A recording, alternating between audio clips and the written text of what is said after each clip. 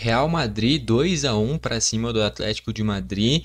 Clássico madridista, válido pelas oitavas de final da Champions League. Jogo muito disputado que marcou essa vitória do Real Madrid. Vou comentar aqui com vocês como é que foi essa partida. Vamos lá então, já separei aqui um dos grandes destaques da partida, que foi o Rodrigo. Fez o gol dele logo no início da partida, né, cara? Vou comentar aqui ao longo do jogo sobre esse gol também. Já tá aqui o placar, esse 2-1 do Real. Vale destacar que de alguns anos para cá, já principalmente quando o Cristiano ainda estava no Real, esse confronto contra o Atlético ficou, putz, ano após ano tendo esses confrontos, inclusive pela própria Champions. Teve aquela Champions, acho que de 2014, foi 2014 ou 2015, acho que foi 14, que o Real vence do Atlético, um jogo em que o Atlético vinha sendo campeão até a reta final do jogo. O Sérgio Ramos faz um gol de cabeça e aí na prorrogação o Real atropela, né, cara? Anos seguintes, teve outro duelo entre os dois e o Real vence de novo. E esse que eu comentei com certeza, 2014, que 2015 foi aquele do Barcelona contra a Juventus, né? Enfim, já vale destacar os gols da partida, né? Daqui a pouco eu separei uma imagem destacando cada jogador a respeito do gol deles, mas o primeiro gol da partida é marcado logo no início, do Rodrigo. Já deixou inclusive para essa escalação do Real, né?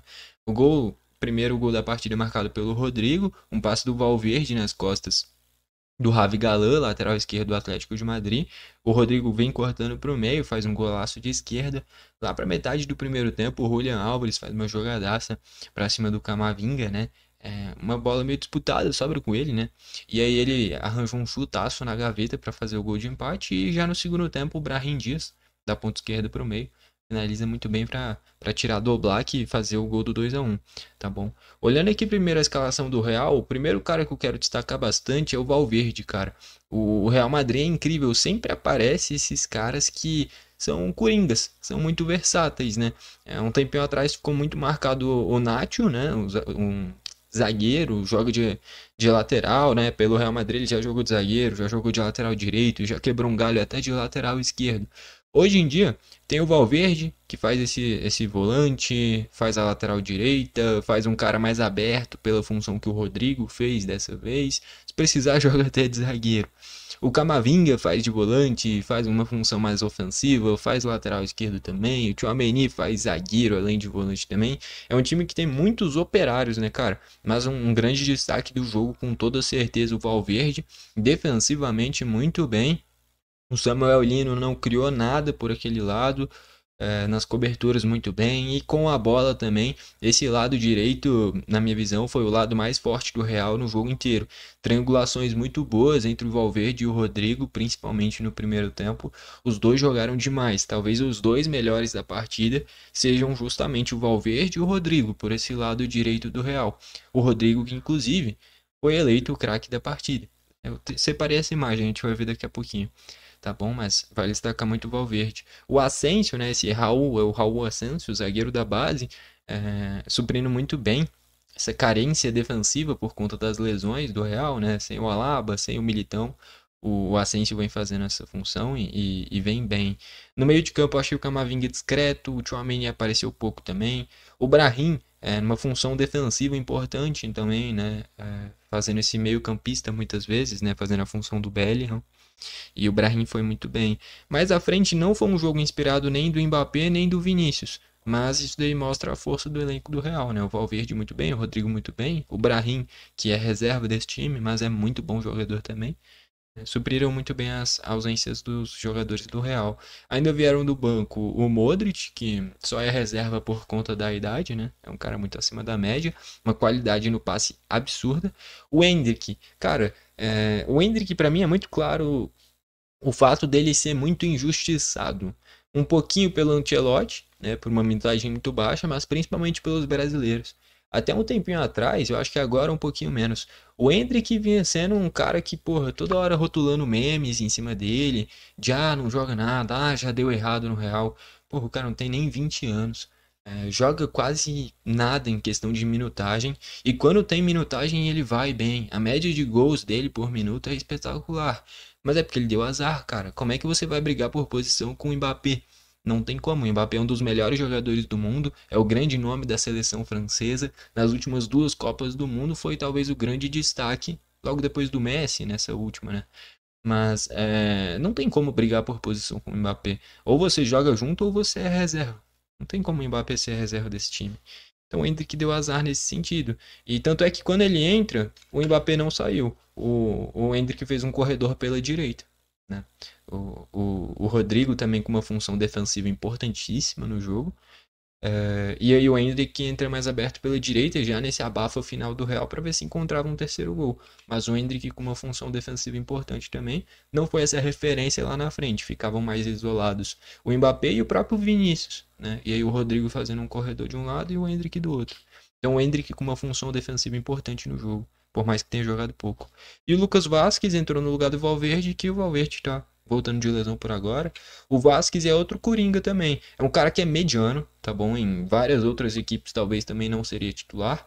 É um cara que não tem muita habilidade para um atacante. Ele era atacante, inclusive. E com o Zidane, se eu não me engano, ele vira lateral.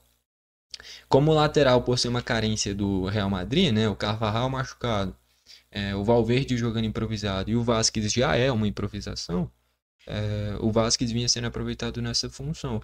Acaba que ao longo dos anos, pelo Real, foi peça importante para esse lateral direito. Essa lateral direita do Real. Mas tecnicamente é um cara que é mediano. Né? Não tem muito o que falar e até por isso estão pegando um pouquinho no pé dele no momento. Mas é um cara que tecnicamente é mediano, mas é muito esforçado. Olhando o lado do Atlético, eu já queria destacar que o Atlético tem um elenco muito bom, tá bom? E assim, eu não gosto muito do Simeone porque eu acho que é um jogo muito defensivo do Atlético. Acaba que na reta final do jogo ele foi empilhando atacantes, mas sempre com uma proteção grande, né? Com zagueiros, volantes. Mas eu acho que esse Atlético de Madrid, pela quantidade de jogadores bons que já passou anos após anos, poderia ter uma postura mais ofensiva. Eu odeio um futebol retranqueiro, um futebol feio, que é esse futebol do Atlético de Madrid.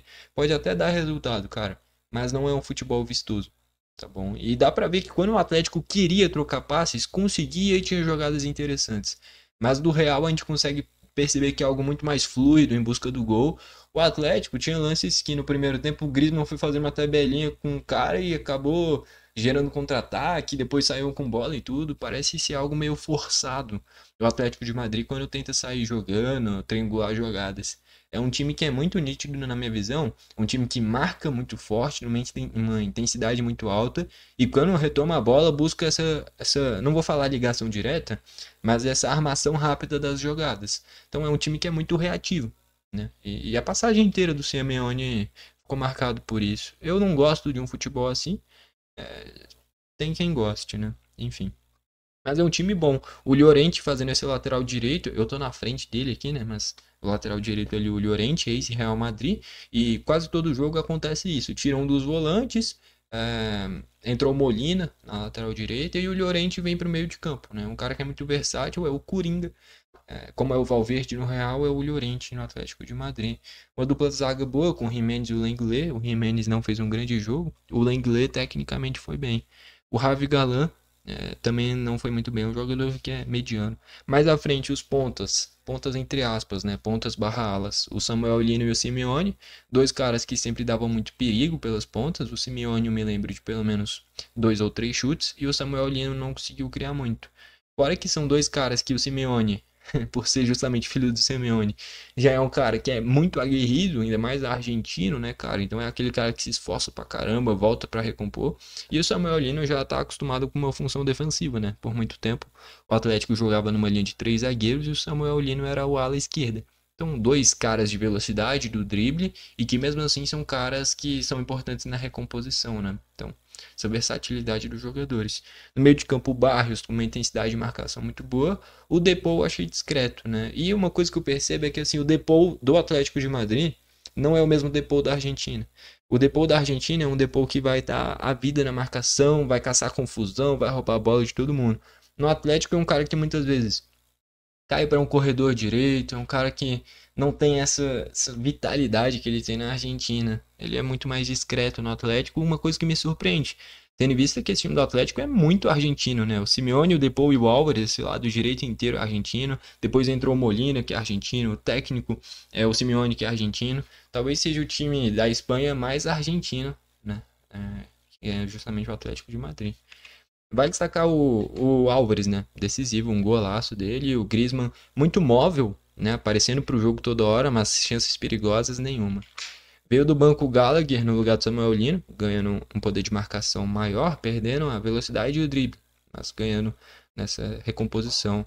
O Sorloth mais à frente, um Sorloth que é um excelente centroavante, ex-Villarreal, são características muito diferentes em relação ao Griezmann e o Álvares, né? O Sorloth é um cara assim, que aí sim é um cara que vai fazer um pivôzão e prender a bola. O Álvares e o Griezmann não são assim, né? Então, nesse momento de você ter um cara para fazer referência lá na frente, esse cara é o Sorloth. Entrou o Angel Correa também fazendo esse corredor pela direita no lugar do Simeone, discreto também. O Molina na lateral direita entrou mal, né? Quando o Llorente vai para o meio.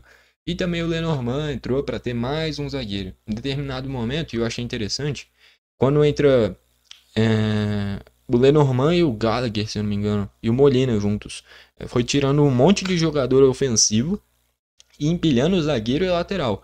E aí depois ele coloca o Sorloth e o Angel Correa tirando um volante, tirando um lateral. Então assim, o Simeone vai entendendo as formas que o jogo tá indo, né? Então em determinado momento ele empilha um monte de jogador defensivo e na hora que o time já se acostumou com o jogo, de novo, com as mexidas, ele coloca dois caras muito ofensivos, que é o Sorloth e o Angel Correa. É uma forma inteligente de lidar com o jogo também, né? Isso tem que se enaltecer. Estatísticas: 13 chutes do Real sendo 7 a gol, 6 do Atlético sendo 2 a gol. Posse de bola 52% para o Real, 48% para o Atlético. Muito impressionante a quantidade de passes, cara. 642 do Real, 602 do Atlético, mais de 1.200 passes, é algo que é realmente espetacular, cara. É um nível altíssimo. O jogo ficou parado pouquíssimo tempo, né? Um clássico desses, em oitavas de final de Champions, teve apenas um cartão amarelo, né? 23 faltas no total, sendo 10 do Real e 13 do Atlético. Mas só um amarelo, que foi o do Real. Foi, inclusive, o amarelo foi o do Brahim Dias, deixa eu colocar aqui, que foi na comemoração. Então, falta de jogo mesmo, que resultou em cartão amarelo, nenhum. Um jogo muito leal, por mais que seja tão disputado, né, por essa rivalidade. Realmente impressionante isso daí, a lealdade dentro do jogo. Escanteio 6 do Real, 3 do Atlético. E os caras que fizeram os gols. O Rodrigo, um golaço no início, que nem eu falei, eleito o craque da partida. O Julián Álvares, a definição da imagem não ficou tão boa, mas foi uma chapada na gaveta, um golaço. E eu só não tô mostrando os gols porque dá direitos autorais, beleza? Senão a gente viria como ver cotidianamente aqui no canal os gols, às vezes até os melhores momentos. Então, assim, em jogos provavelmente do futebol brasileiro, a grande maioria eu vou conseguir trazer. Então, essa é a importância de você se inscrever e ativar no sininho, esse tipo de vídeo.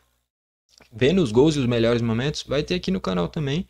Lógico, quando não der direitos autorais, senão vai derrubar o vídeo. E o último do Brahim Dias, né? Em uma jogada, inclusive, de muita sorte, né, cara? Ele vai pro drible, vai pro X1 com o José Maria Jiménez, zagueiro uruguaio. Talvez seja o cara junto com o Oblak que tá mais tempo nesse Atlético, né? O Jiménez fazia dupla de zaga com o Godin, né? Lá pra 2016 já. E até agora no Real, no Atlético. Eu acho que o Jiménez e o Oblak são os caras há mais tempo nesse time do Atlético. O Griezmann já há bastante tempo, mas teve essa saída pro Barcelona nesse meio do caminho. O Jiménez e o Oblak fazendo a carreira literalmente no Atlético, né, cara? E aí o Brahim meio que tropeça na bola e é um cara que me lembrou um lance de tipo do Soteldo, do Santos. Porque é um cara que é baixinho, o Brahim é a mesma coisa. E tipo assim, o cara, mesmo errando o drible, mesmo tropeçando, é um cara que é muito baixo e é muito rápido. Então o Jimenez, se ele dá o bote, provavelmente fazia o pênalti, né, cara? E aí a bola sobra pro Brahim e finaliza muito bem de direita. E tira do Black para fechar o placar nesse 2-1 pro Real Madrid. Tá aí, então, deu para fazer uma análise completinha da partida. Um jogo que, inclusive, eu queria destacar que em nenhum momento teve uma equipe sobrando. A gente viu as estatísticas e o Real teve mais chutes a gol. Dá para falar que o Real foi mais perigoso ao longo da partida inteira. Mas em nenhum momento foi um Real que sobrou. No mesmo tempo também não foi em nenhum momento que um Atlético de Madrid sobrou. Um jogo muito equilibrado, os 90 minutos.